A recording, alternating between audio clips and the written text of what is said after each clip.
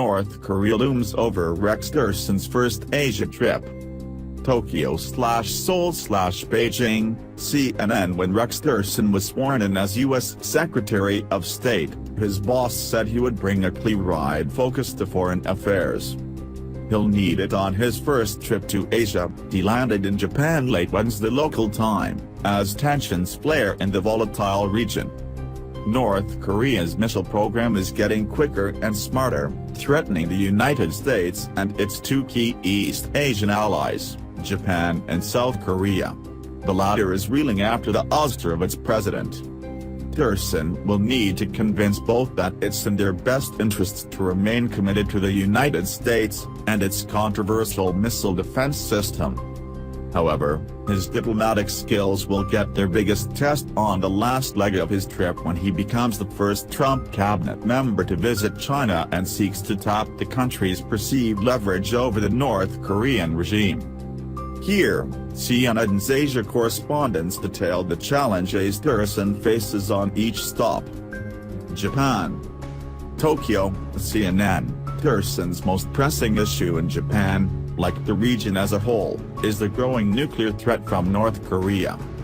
The country's provocative leader Kim Jong-un test-fired a ballistic missile during Japanese Prime Minister Shinzo Abe's visit with U.S. President Donald Trump in Florida, the timing of which led some analysts to believe it was a message for Tokyo.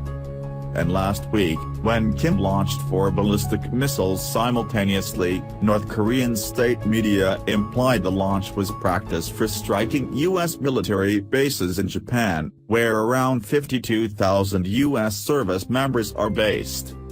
Tillerson will meet with Abe and his counterpart Foreign Minister Fumio Kishida, with Japan seeking reassurance from the United States that it remains Washington's closest and most trusted ally in the Asia-Pacific. Though Trump frayed nerves on the campaign trail by calling into question U.S. alliances in the region, the new administration has mostly dialed back that rhetoric.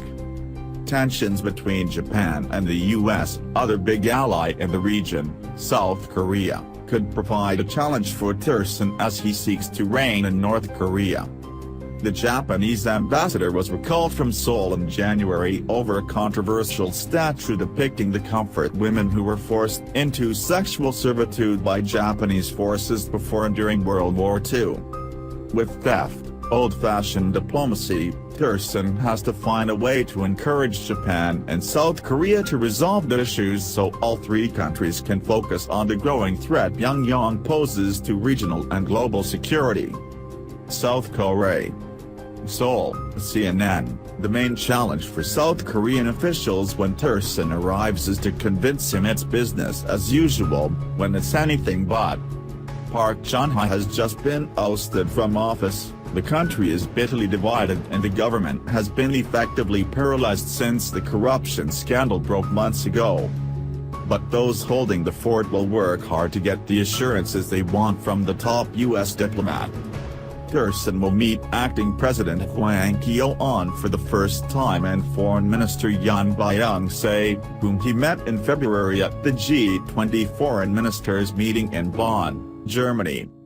When U.S. Defense Secretary James Mattis visited last month, he said what South Koreans wanted to hear, that Washington promised an overwhelming response to any attack mounted by North Korea.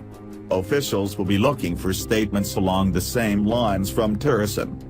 Tillerson also arrives at the time when Seoul claims Beijing is punishing it economically for agreeing to install THAAD, the U.S. missile defense system that Washington says is needed to counter the North Korean missile threat.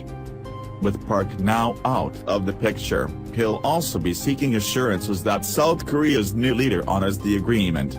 Snap elections will be held on May 9. The first elements of THAAD arrived in South Korea last week. The official line is it could be fully operational by July at the earliest. China.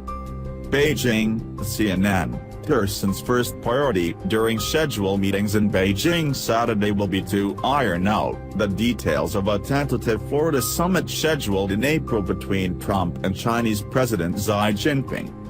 It would be the first meeting between the two men, in what many argue is the most important bilateral relationship in the world. There is no shortages of items that should be discussed. High on the list will be the ongoing crisis in North Korea.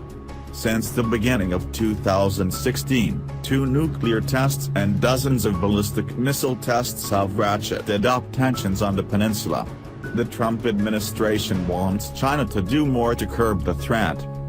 China will likely want to talk about the THAAD anti-missile defense system and Grey Eagle attack drones in South Korea.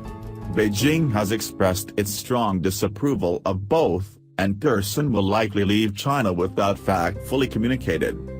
Tillerson will also likely raise Beijing's build-up in the South China Sea. At his confirmation hearing, Tillerson suggested that Beijing should be denied access to the artificial islands it's built in the disputed waters. Despite fiery rhetoric on the campaign trail, President Trump and his administration have taken a relatively hands-off approach to China so far. Trump has not followed through on campaign threats to label China a currency manipulator or impose steep tariffs on Chinese imports. He also endorsed the One China policy, which has governed relations between the U.S., China and Taiwan for decades, after questioning its legitimacy shortly after his election. The Secretary of State's visit to China has the potential to set the tone for the upcoming Xi-Trump meeting. It could be the opening salvo in the Trump's administration's previous promises to get tough on China, or it could be a continuation of the relatively calm period we've seen since Inauguration Day.